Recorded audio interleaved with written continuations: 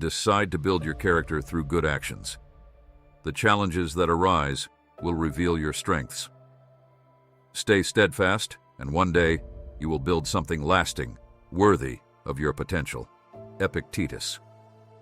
In Stoicism, actions are more highly valued than words, reflecting the importance of how we act in life to face adversities and events, remaining steadfast.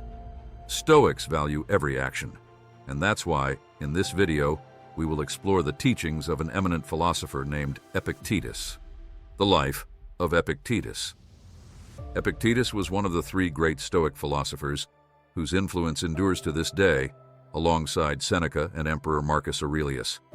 He was born around 55 AD in Hierapolis, which is in present-day Turkey, and he possibly passed away in 135 AD in Nicopolis. During his childhood and youth, he lived amidst violence and debauchery, undeniable characteristics of Nero's reign. His master subjected him to torture and such cruelty that it left him with irreversible scars, including a lame leg, a burden he would carry throughout his life. Thanks to his stoic attitude, he never regarded his disability as an impediment and refused to see his life as a tragedy. People have no power to hurt you.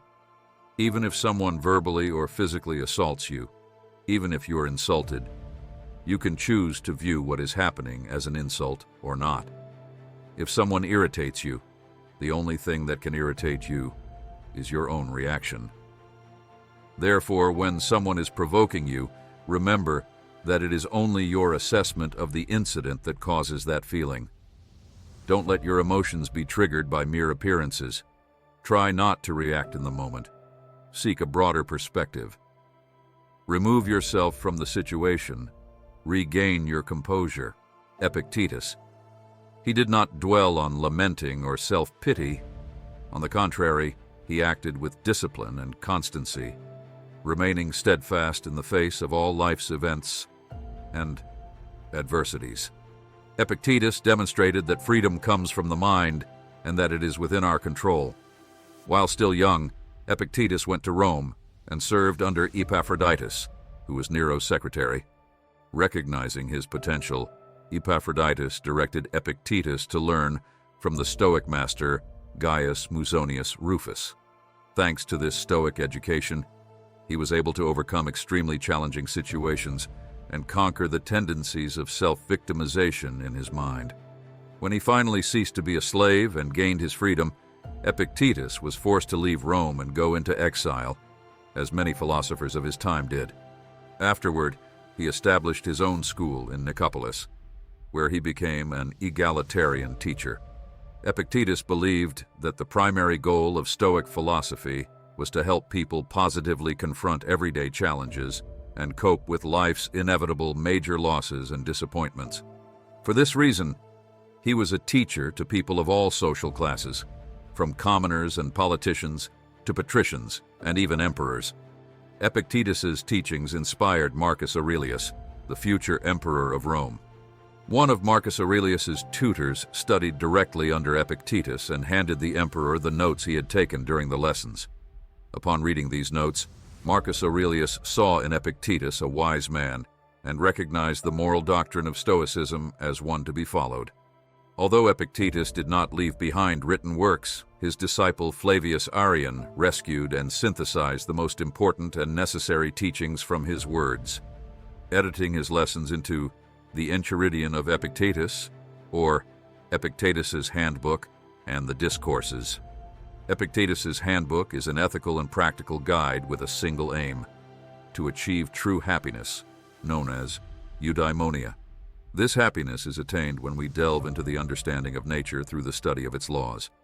We cultivate our reason to know ourselves deeply above all, building a strong moral character and living a life grounded in ethics. To achieve this goal, it is necessary to act virtuously and master our vices and impulses. Now, imagine yourself as a member of Epictetus's school, being a dedicated student. The first lesson.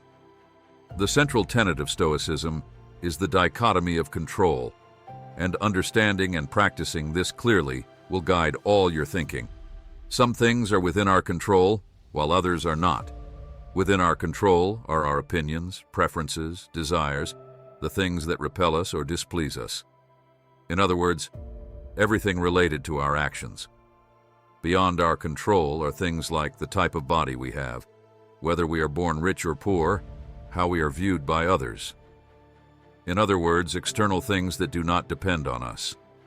Trying to control or change what we cannot only results in disappointment and frustration. And if you think you have complete control over things that are naturally beyond your control, or if you try to take on the issues of others as if they were your own, your pursuit will be distorted, and as a consequence, you will become irritated and resentful, blaming both God, life, and others. Epictetus. This self-authority is challenging to practice, demanding control and self-discipline. First, we must differentiate what is within our control and what is beyond our control.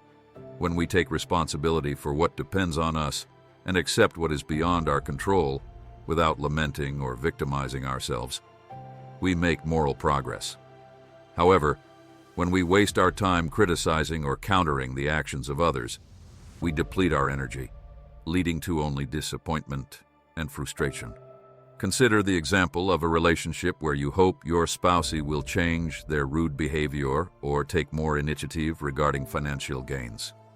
Even if you exert pressure or demand these changes, you cannot control another person's actions, even if they are close to you. The same applies at work. Envision being the leader of a team, and one of the members is not as committed to the project as the others. They arrive late for meetings, do not meet deadlines for project stages, and do not offer plausible opinions. Although you can guide them, you cannot control their actions or determine their interest in the project. In both cases, if you defy this truth and believe you can have control over what is beyond your control, it will not yield positive results. Practicing the dichotomy of control is the discernment to learn to distinguish what you control or do not. It involves having the discipline to take responsibility for the actions you control and the self-control to accept what you do not control. The second lesson: train your self-control, something that Epictetus taught all his students. Epictetus asserted that if we allow frustrations and anxieties to dominate us, we become prisoners of these disturbing emotions. As a result, our life turns into a path of anguish and suffering. We need to train ourselves not to react impulsively and to maintain our serenity and calmness in the face of unexpected and unfavorable events. Start with small things. If you've spilled a little oil or had a bit of wine stolen, you must say to yourself, to bear this calmly is the cost of peace of mind. Nothing is free in this life. Epictetus. There is a space, an interval, between a stimulus and a response, and the key to a tranquil life is knowing how to use that interval. This is a simple yet powerful idea when practiced daily and progressively, as Epictetus teaches us. For example, you're stuck in traffic, running late for an appointment, and the traffic light turns red just as it's your turn to go. The driver behind you can't brake in time and collides with the back of your car. No matter how unpleasant the situation is, you don't need to react with anger or aggression over your damaged vehicle and the possibility of missing the appointment. There is an interval between the stimulus and the response, representing your freedom of choice in how you react to the situation. Traffic, the traffic light, and the driver who collided with you are external events you cannot control. However, the way you respond to this situation is entirely under your control. This also applies to deeper issues such as the fundamental tendencies of your personality. Our behavior results from conscious decisions, not external conditions. We have the ability to align our feelings with our values. We possess the initiative and responsibility needed to shape our destiny. Think of the word responsibility, the ability to choose your response. Highly proactive people embrace responsibility and do not blame circumstances, conditions, or conditioning for their behavior. Their behavior is a product of conscious choices based on values, not conditioning driven by emotions. You have the freedom to choose, regardless of the stimulus, how your response may arise. You have freedom of choice, independent of the stimulus. You control the response. What matters is not what happens, but how you react. Epictetus. The third lesson. The next lesson is about continuous self-assessment. Before undertaking any action, we must be rational. We should look within ourselves and examine ourselves critically. Not to diminish or boast, but to understand our abilities, resources, and weaknesses, and make a decision that is consistent. Imagine you've signed up for the next race in your city. Your goal is to surpass yourself, demonstrating that you can conquer the challenge of a 30-kilometer race. However, the event is just 2 months away, and you lack a specific training plan. Furthermore, you've never ventured into this type of race, and as you've never done it before, you haven't formed a support team to assist you during the race. Despite your confident and positive attitude, it's likely that you'll give up before completing the race or even injure yourself. What Epictetus teaches us is that before setting out to do something, it is essential to conduct a rational evaluation, looking at yourself impartially. This exercise is not intended to lower your self-esteem, but to identify both your weaknesses and strengths. In this way, we avoid neglecting our areas of fragility and also do not exaggerate the valuation of our strengths. It is the key to balanced and successful growth in our goals. In the case of the race, a rational approach would have been to recognize that, given your lack of experience in racing, it would be necessary to dedicate yourself to specific training, create an action plan, and set aside time to plan your participation. This would significantly increase your chances of achieving victory. Often in life, we make important decisions, such as entering into a partnership, starting relationships or friendships, without self-assessment. This often leads to unsatisfactory results and, even worse, complete negligence on our part. Faced with every event, remember to look inside and ask yourself what resources you have to face it. Be honest with yourself. Assess your strengths and weaknesses clearly. Do you have what it takes to succeed? If, in your opinion, you are acting correctly, you have nothing to fear. Adopt a firm stance. Act with total determination. Do not be cowardly and evasive. Epictetus. The fourth lesson. In life, you should behave as if you were at a banquet. If something is offered to you, extend your hand and take a moderate portion. Epictetus. With a simple metaphor, the Stoic philosopher teaches us about moderation. Moderation, or temperance, is one of the 4 virtues of Stoicism. We have a special video detailing each of them here on the channel. Wisdom, courage, justice, and temperance. Having temperance means applying moderation to desires. It is the harmony and good discipline concerning pleasures, pains, and needs. In other words, not allowing ourselves to be enslaved by our desires and not making some of our needs our masters. Learning to maintain a healthy distance from our desires does not mean not feeling anything anymore, denying or trying to eliminate what we feel. Denying or pretending that the feeling does not exist is entirely detrimental to our mental health and balance. In Stoicism, we learn to practice moderation. Imagine you received an unexpected bonus at work. Instead of spending all this money immediately on impulsive purchases or luxuries, you apply temperance. You decide to save a portion for your emergency fund, pay off some debts if you have any, plan a more conscious budget, set aside money for entertainment, and also for your financial education. Instead of spending impulsively and accumulating debt, someone who practices temperance controls their financial expenses by adhering to a budget and making conscious purchases. By applying temperance to your financial life, a person can better organize themselves, seek balance between their expenses, and ensure that the use of money aligns with their long-term values and goals. The fifth lesson. It is impossible for a person to begin to learn what they think they already know. Epictetus. Among all the Stoics, Epictetus stands out as a genuine master. He had his school and welcomed students. But one of the sources of frustration for Epictetus was the attitude of some students. Despite claiming to want to learn, many believed they already knew everything. Perhaps you know someone like that, But all of us, to some degree, think we already know everything, and we would all learn more if we set aside this attitude. No matter how intelligent or successful we may be, there will always be someone wiser, more talented, and more experienced than us. When we close ourselves off in arrogance and vanity, we let opportunities for learning and growth pass us by without even realizing it. Think about the last movie you watched, the last book, or this video, and list 2 things you learned from each of them. You will not only realize what you can learn from everyday things, but you will also train your vision to learn in every opportunity. Today, knowledge is at our fingertips, but if we maintain a posture of already knowing everything, we will end up stuck in our own ignorance. The 6th lesson.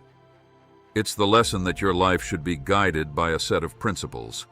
You need clear and rational rules with which to play the game of life.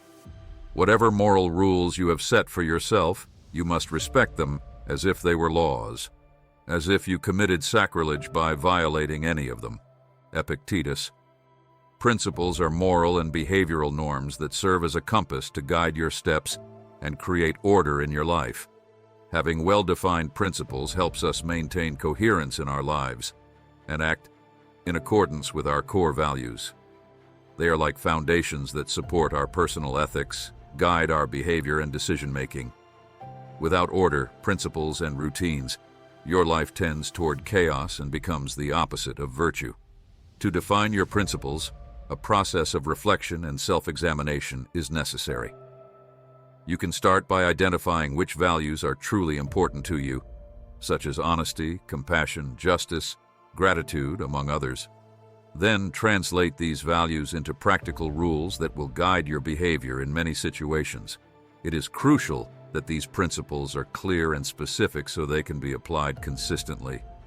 Moreover, be aware that violating these principles is a serious act that goes against your deepest values. Embracing this mindset is essential to ensure that your principles play a significant role in your life and become a solid compass for your conduct. The 7th lesson. It is entirely impossible to unite happiness with a yearning for what we don't have. Happiness has everything it wants, and like those who are well-fed, it shouldn't feel hungry or thirsty. Epictetus. One of the greatest enemies of happiness is conditional happiness. When we say, "I will be happy when," for example, "I will be happy when I have my car.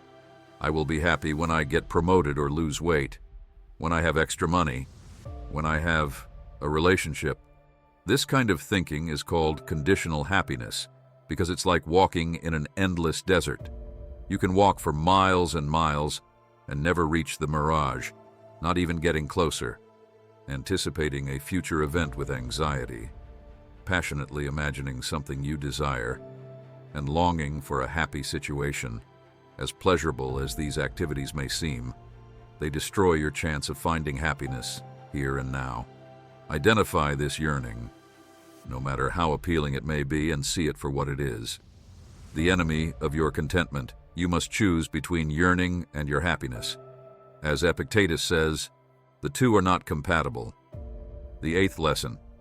First, tell yourself what kind of person you want to be, then do what you have to do. Epictetus.